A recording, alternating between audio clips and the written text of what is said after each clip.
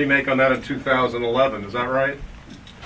Yes, I did, and the way that came about, I had a fan come up to me a couple of years ago, and out of the clear blue, he said, "You know, Jimmy, Just a Dream is such, that's such a classic song of yours, and for all the fans from the 50s, did you ever think about re-recording it with all the modern technology to get that up-to-date sound?" And at first I thought, well, no, I never do that. But then I started thinking about it, and to make a long story short, I really couldn't get it off my mind. So when I put together the final stages of my legacy CD, Everybody Needs Love, I decided to go ahead and redo Just a Dream, and I felt that I did it in the way that everybody would really like it. I kept that easy 50s type sound. I tried to do it in such a way where everybody would know exactly the remembrance of it, and I felt like it came off real well. So I was real happy with the re-recording of Just a Dream.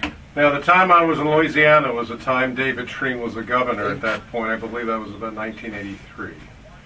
And that time I remember meeting him with a Dr. George B. Mowine over in Oakdale, because he was the mayor, and I worked for the radio station that the mayor owned in town, so I had the pleasure of meeting the governor, then David Treen, and being part of all of that LSU experience over there.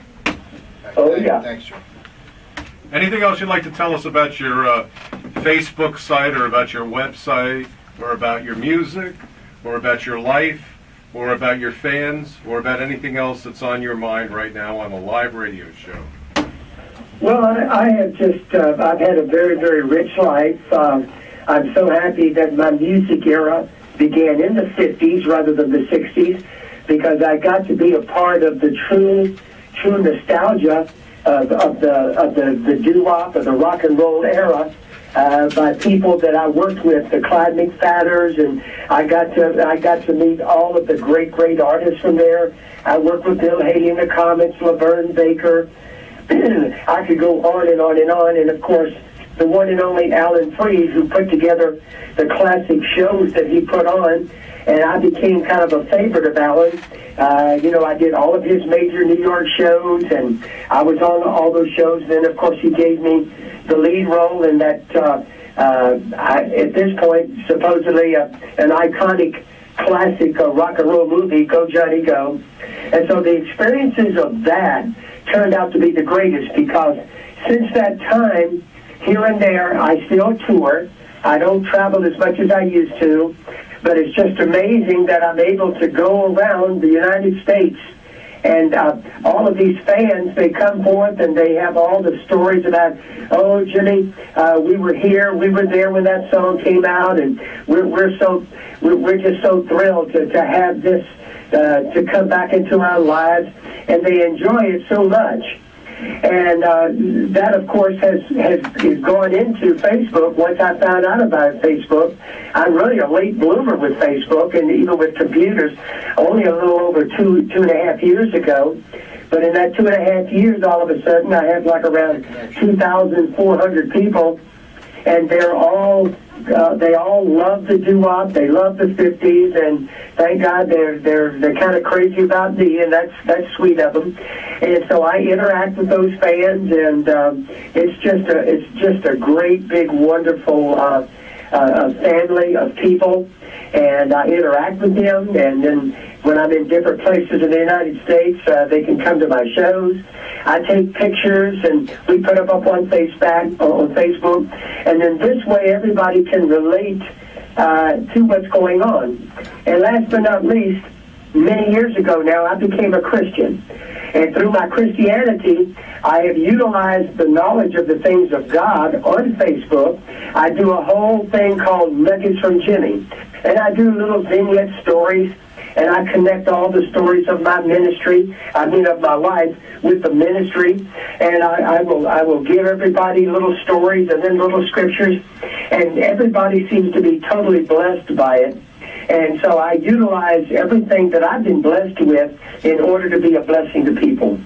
Well, it'd be great to have you on some of our other shows, like some of our gospel programs. Maybe you'd enjoy that, and some of our talk programming, because we definitely have a great built-in audience here. In the meantime, when you're up in New York, if you ever come up this way, drop in and see us, Jimmy, okay? Where are you located now? Well, in the heart of Manhattan and near Wall Street, Okay. actually in the Wall Street area. All right, well, because I come to Long Island, I do shows there, and I also do ministry throughout Long Island. So I'll be in Long Island at a big show at Hall Park Big High School there in November. So if anybody is interested in it, if they go to Lars Productions, Lars Productions is a big entertainment company that books shows, and I'll be there. Or they can just befriend me on Facebook, and they'll find out everything about me on Facebook. Well, thank you very much, Jimmy. God bless you and your family and everybody tonight who's listening, and I want to thank you for being such a wonderful guest. Thanks to Mr. Jim Petrecca and all the wonderful people here at WPAT. Now I'm going to play your wonderful song. Anything else you'd like to tell us briefly? Well, on my website, jimmyclanton.com, there is my music, my new CD, my Christian CD. Also, there's a CD there from all of my compilation of all the greatest hits that I've ever had, and also a newsletter about my fan club. So if you go to jimmyclanton.com, there's a lot of neat stuff there about my career. Okay, Jimmy, have a wonderful night, a wonderful weekend, and a wonderful summer, and hope to see you back here in November at WPAT. Sounds good. We'll do so. All the best to you now. Let's Just a Dream with Teddy Smith and Bob O'Brien, 720 on the AM 930 dial at WPAT. And we're going to be speaking with Nicole Hallaby momentarily. And also Joe Terry and Steve Yeager is going to be playing in the studio. Oh, yes. Just a dream. Get him on the line. We'll put him on next. He's waiting. All our schemes. Jim, where is he from? What is he calling from?